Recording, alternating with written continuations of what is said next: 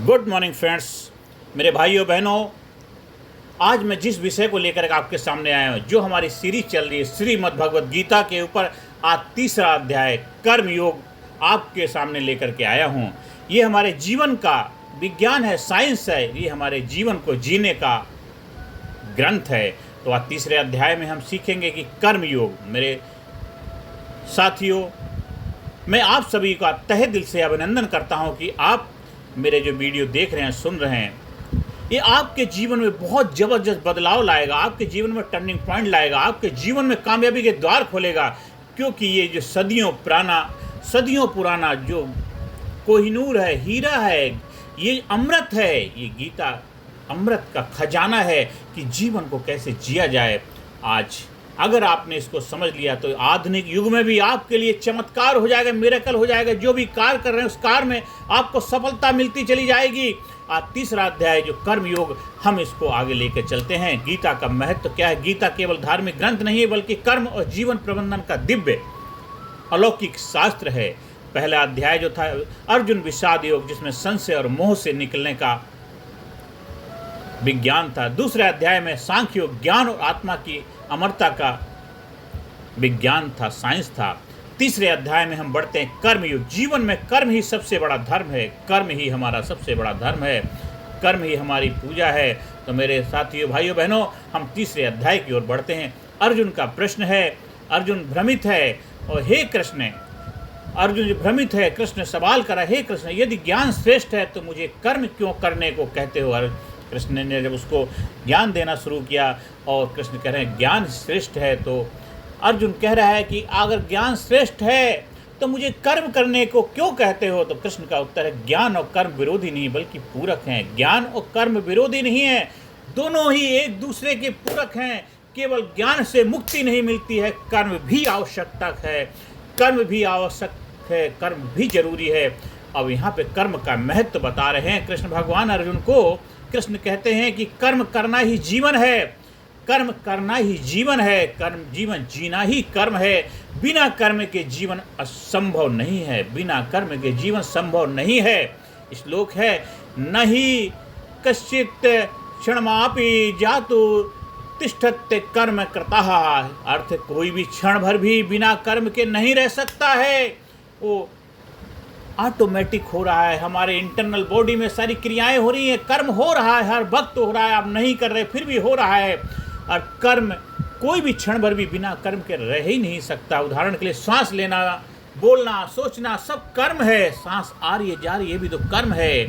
हम ना बोल के भी तो बोल रहे हैं, वो भी कर्म है। हम सोच रहे हैं, वो भी कर्म है। बिना कर्म के तो हम रह ही नहीं सकते हैं। इससे क्या सीख मिलती? कर्म से भागना संभव नहीं है, इसलिए कर्म को धर्म पूर्वक करना ही श्रेष्ठता है। धर्म पूर्वक कर्म तो करना ही, उसे भाग नहीं सकते, तो उस कर्म को धर्म पूर्वक करो, जिससे आपका जीवन भी जबरदस्त हो जाए, कामयाब हो जाए। अब आगे समझा रहे हैं कि यज्ञ भावना के साथ कर्म करो। ये कर्म नहीं है, यज्ञ है आपका।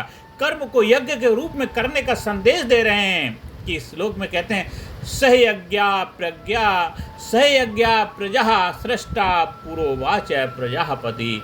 मतलब सृष्टि का निर्माण ही यज्ञ भावना से हुआ। जो सृष्टि बनाई गई है यज्ञ की भावना से बनाई गई है। इससे सीख क्या मिलती है? बिना स्वार्थ के कर्म समाज और ब्रह्मांड को पोषण देता है। बिना स्वार्थ के कर्म क्या करता है? समाज और ब्रह्मांड को पोषण देता है, उसको ग्रोथ, प्रगति का माध्यम बनता है जब हम बिना स्वार्थ के कर्म करते हैं। मेरे दोस्तों, भाइयों बहनों, सेल्फलेस एक्शन, हमें वास्तविक भक्ति, सेल्फलेस, उसमें कोई चाहत नहीं, बस भक्ति। भक्ति है, भक्ति में शक्ति है।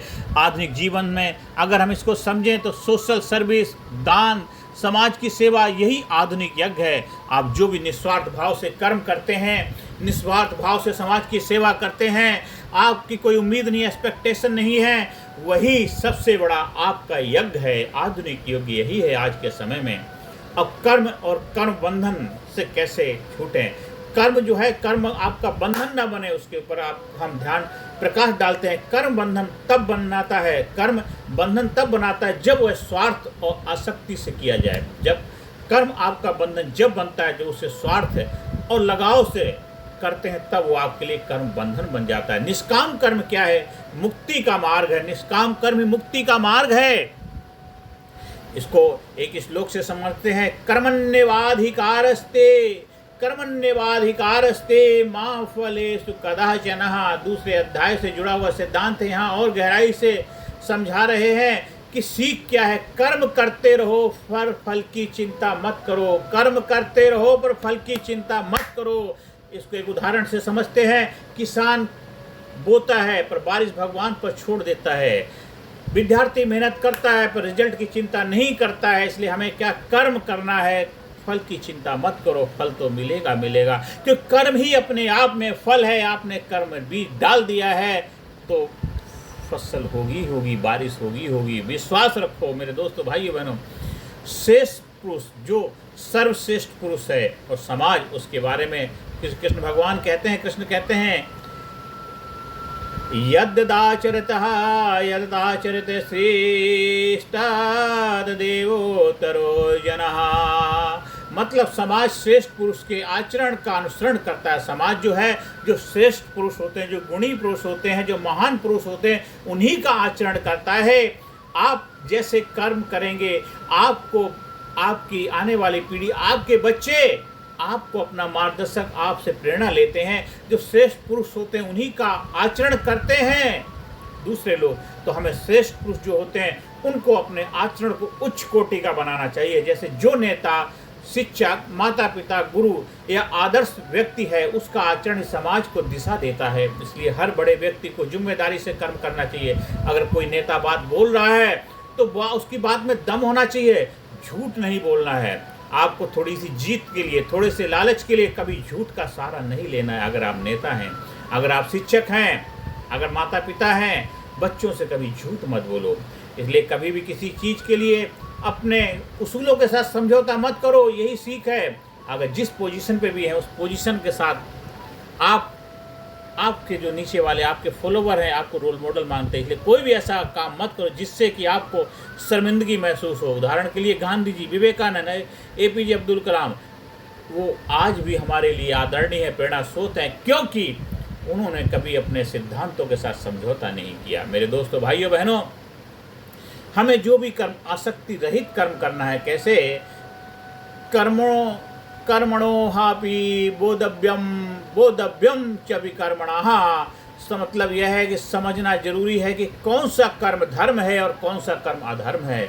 जब हम समझेंगे तभी हम उसको आगे बेहतर तरीके से लेके जा पाएंगे।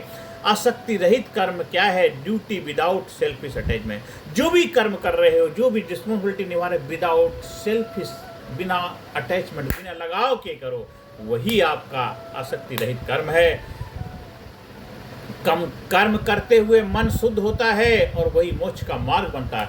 आप जो निस्वार्थ भाव से कर्म करते हैं उससे क्या होता है? आपका मन शुद्ध होता है और वही आपके लिए मोक्ष के द्वार खोलता है।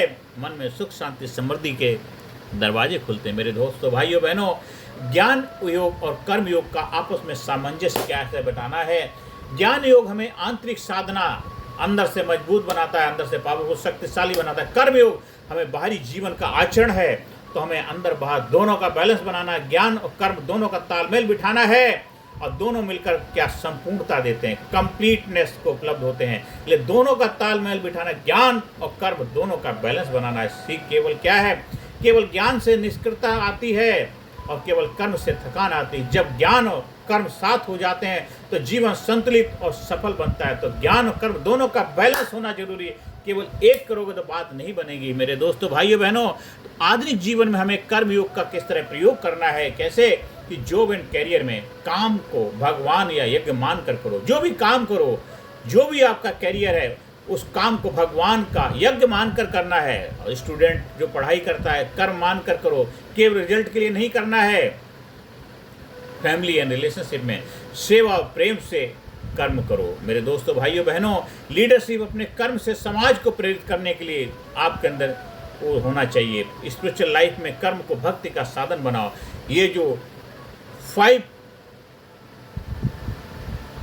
थिंग्स हैं, 5 चीज़ें हैं, वो आधुनिक जीवन में अपने कर्म योग का प्रयोग हमें करना है। और बहुत से लाइन है, लेकिन 5 हमें उदाहरण के लिए लिए हैं। मेरे दोस्तों, भाइयों बहनों, और अंत में यही है, तीसरा अध्याय हमें क्या सिखाता है, निष्कर्ष क्या है, कर्म जीवन का अनिवार्य हिस्सा है।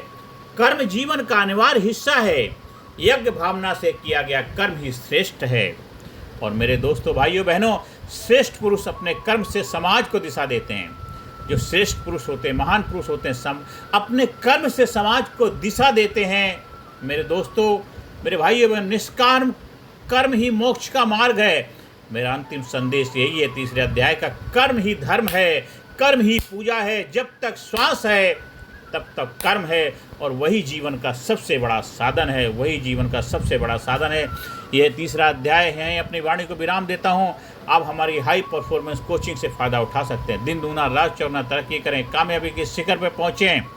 अब अगले अध्याय में फिर मिलते हैं नए जोश, नए जुनून के साथ। और जो भी हमने तीनों अध्याय में सीखा है, अपने लाइफ में अप्लाई करना है और जीवन में आगे बढ़ते जाना है। जीवन में आगे बढ़ते जाना, हर किसी को हमारे जो ये वीडियोस हैं, देखो, दिखाओ और अपने जीवन को कामयाब, सफल बनाओ। ज़्यादा से ज़्यादा लोगों को वीडियो शेयर करें, ज़्यादा से ज़्यादा लोगों के जीवन में सकारात्मक भूमिका निभाएं और अपने जीवन को ज़बरदस्त बनाएं। नमस्कार, धन्यवाद, थैंक यू वेरी मच।